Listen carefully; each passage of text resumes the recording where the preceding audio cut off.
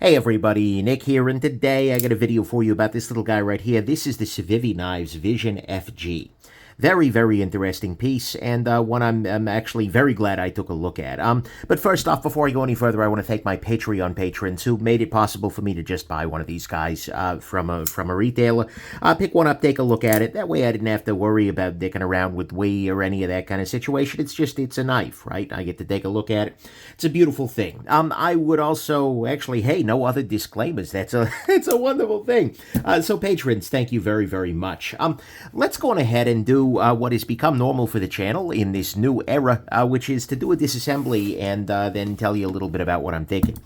So let's go on ahead and take this guy apart. This will be the first time I've disassembled the knife, so yeah, let's go on ahead and take it from there. Looks like we have just two screws I need to worry about. Looks like I need to remove... I could remove this clip screw, or I could remove this one in the back here, and then the pivot here, and that should take everything apart. But right now, the knife is running without any blade play, with a reasonably smooth action, and centering is pretty good, maybe slightly favoring show side. Not much, though. So let's go ahead and take it apart here. Looks like T8 over here in the back, and then hopefully T8 over here, too. Oh, that's nice. Yeah, T8 twice. Beautiful, beautiful, beautiful.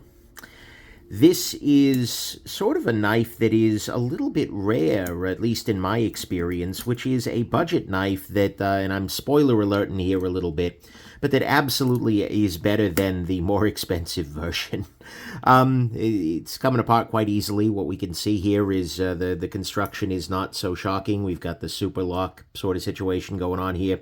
Via SnecX, we've got and then a basic set of liners, etc. The knife itself is not so complicated, but the improvements are quite profound. The biggest, of course, of those improvements is the clip is now just a clip. Right, the original version via SnecX that we did, the Civivi Vision, is in many ways a really cool knife, but it had one very, very bad choice.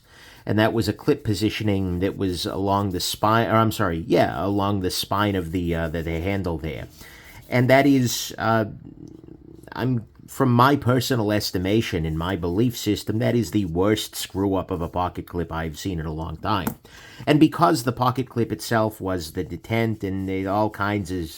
It was just a knife that, for me personally, in my own evaluation of my own personal safety here, didn't feel very safe. I'm sure it was fine. I'm sure a lot of people are getting, by through it. But, like, it kind of hit that level where, personally, with my own paranoia, I wasn't carrying that. Yeah, the pocket clip and everything made that guy a really, like a non-starter, dead-on arrival sort of thing.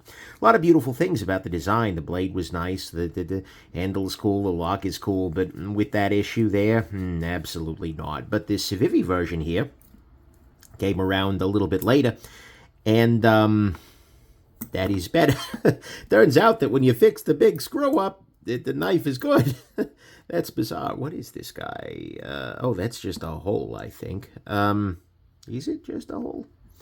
Well, either way, let's put this guy back together here. If you're curious, by the way, about any of the tools I'm using, go to nickshabazz.com/tools. You'll see a full listing of everything I'm using on a regular basis.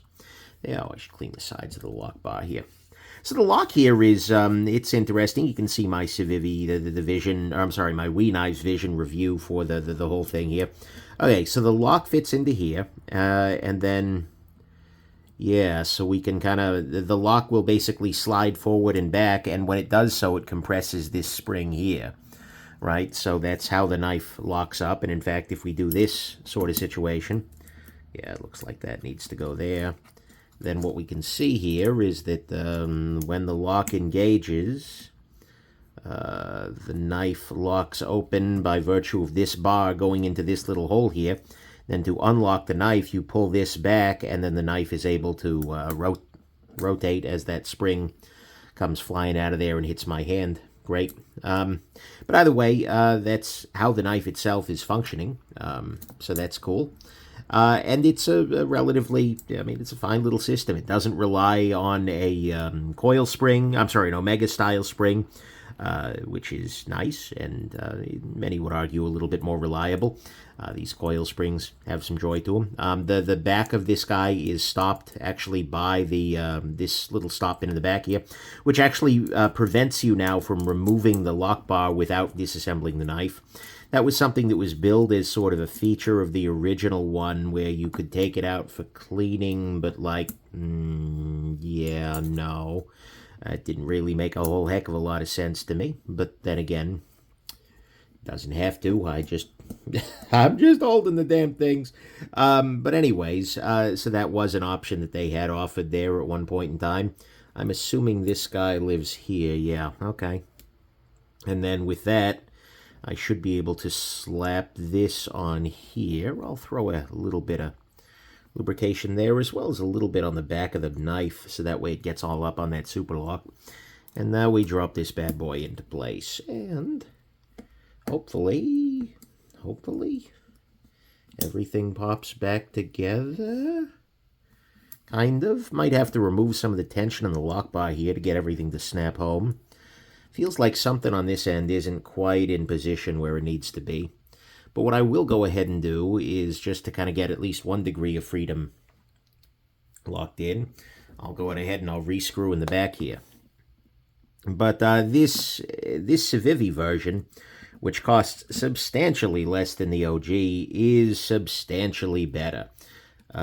Just in that the design was changed, right? There was a design choice made that I really genuinely... Oh, it looks like my Civivi, the pivot here is out of its position. It needs to rotate to a certain position to fall into the right place, and it is not in that position. So as a result, it is sticking out in weird ways. Is there a way that I can force this? Yeah. So what I'm doing here, just so you know, is that I am taking this blade here. I'm applying an upward pressure to the bottom of it, and that kind of forces the blade to grab onto the pivot there. I'm using the blade itself, and then I'm lowering that force, because when I'm just doing this, the pivot doesn't spin. But if I kind of grab it and tilt it up, the pivot does actually spin, and that should allow me to find this guy's proper home. If I do it like this, there we go. I think that's it. So now it's popped into its regular position, and I should be able to... Everything else feels like it's in place now, so I should be able to... I'll keep holding that down. I don't actually think I need to, but I'm gonna go ahead and do it anyways. I'm gonna go ahead and pop that in there. And then we will push it down, down, down. There we go. Easy peasy. Lemon freaking squeezy. Right now, 7 blade play. Action's good though. Let's tighten, tighten, tighten. There we go. That's too tight, but no blade play. And loosen a little bit here. No play. Ooh, that's a nice action. And I'll go ahead and I'll just loosen up this back screw real quick to let some tension out of the system and tighten down. We are good to go. All right, so that was a nice, easy disassembly. Aside from the getting this guy in position here and making sure that you got that spring in the right place and all the various little posts and doodads in the right positions. Not a whole lot to say about that position and reassembly-wise. Nice, easy. Can't argue with that. So the knife itself, how do I feel about it? Actually, quite good, right?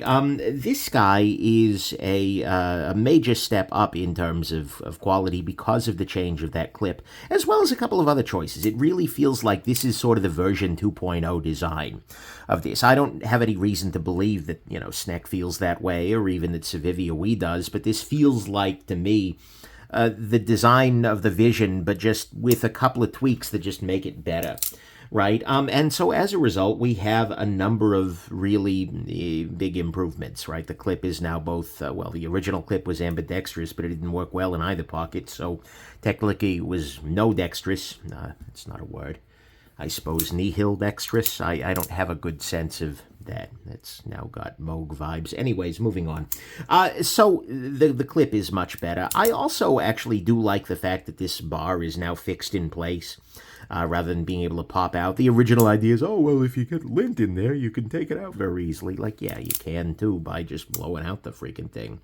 Right? That's not necessarily a problem. The action on it remains good. The blade on it remains very nice and good and easy. No argument there. And, you know, overall, I like the knife. The money on this guy, the price, I believe is the English word, would be $99. $99 is a chunk of change, certainly. But especially in a world where everything becomes much more expensive all the damn time, not so terrible. And considering you were getting a fairly unique design, actually a very unique design, a unique lock, all things considered, it is not so bad. This is also a Damascus version of it. This is using an actual pattern welded steel here.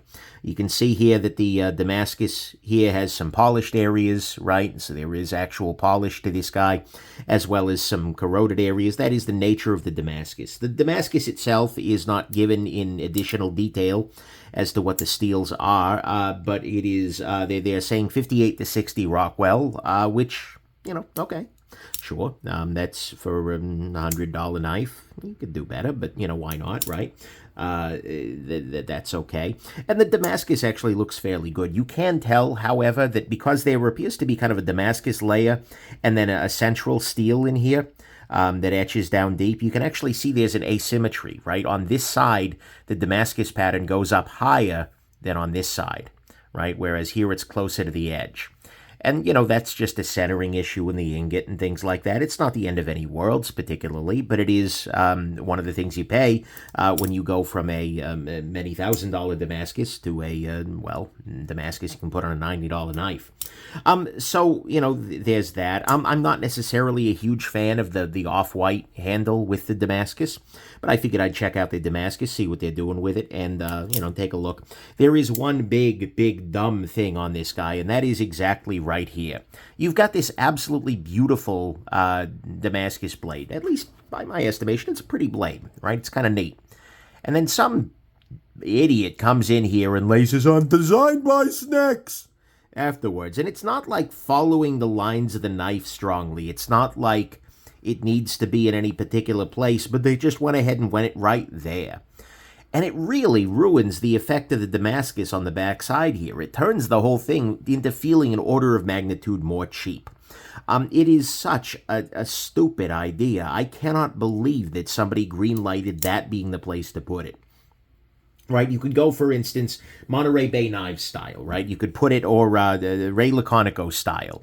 Put it right on the spine of the blade there, right? Had they done that, that would have been beautiful, right? Just laser it right there. Or even on the back here, right? That would have been another great place you could have put it. But you absolutely do not need to put "designed by SnecX" on the blade of a Damascus knife that you are trying to make pretty. There is absolutely no freaking universe in which that is the play.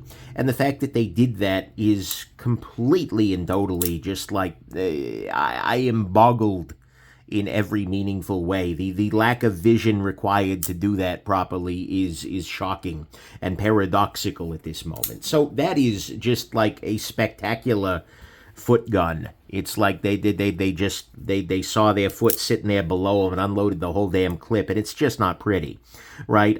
Not a big fan of that. So, but aside from that, honestly, there's a lot to like about this guy, because it has some of the nice parts of the original one, which is a number of different sorts of ergonomic grips. It has a nice lock, keeps your hand out of the slicing path, but still manages to lock the knife securely.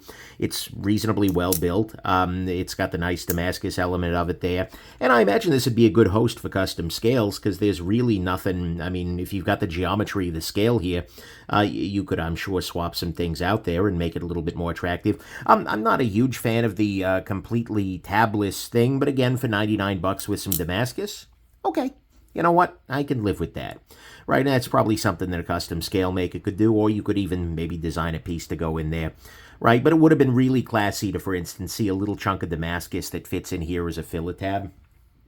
Do I have a filler tab as an example? Yeah, right here. This is the NAFS Lander 3. What we see here is a filler tab where there's a little chunk of metal that goes where the clip goes on the other side there. Had they done that, that would have been nice. But honestly, again, 99 bucks, Damascus. Can't argue too much. So ultimately, my feeling about this knife is like, am I going to carry this? Is this going to be the knife for the rest of my day? Probably not, right? Should also throw up some vital stats on it, so to speak. But like what we're looking at here is we're looking at, 4.3 ounces here for, let's see here. Looks to be a little over 3.5 ounces. I'm sorry, inches, that is. It turns out weight and length are measured in distant. Wow. Can tell it's been a really long week, in different quantities, although they should both be, of course, measured in delicas. Size comparison, Spyderco Delica. But ultimately, my feeling on this guy is this is the WE Knives Vision that you should purchase. There is absolutely no reason in my mind to even contemplate the WE Knives version of it. It is in my opinion, it is a strictly worse design. This is an improvement in every meaningful way. The materials on the WE one are better, but frankly, the design issues with it make those materials completely moot. Right, a badly designed knife and the best steel in the world is a badly designed knife, and I really do feel like that clip was a very bad design, as were some of the detent issues with it. I mean, this is still, by the way, not the strongest detent ever, but relative to the original one, very, very much an improvement. So, anyways, if you're looking to buy one of the Vision knives from SnecX, and you don't want to do a custom or something like that, and those are really rare, hard to find, etc., do the Civivi. Flat out. It is a solid little knife here. There is a lot of joy to it, and it is way, way better for way, way less money than the WE version. So, there you go. Interesting piece. Like I said, probably not going to stick around for me in the long term, but a neat knife nonetheless. And it is very nice to see them improving on what could have been a very, very nice knife, were it not for some very, very bad decisions that were made early on. So there you go. Hope this has been interesting to you. Have yourselves an absolutely wonderful rest of your day. Bye now.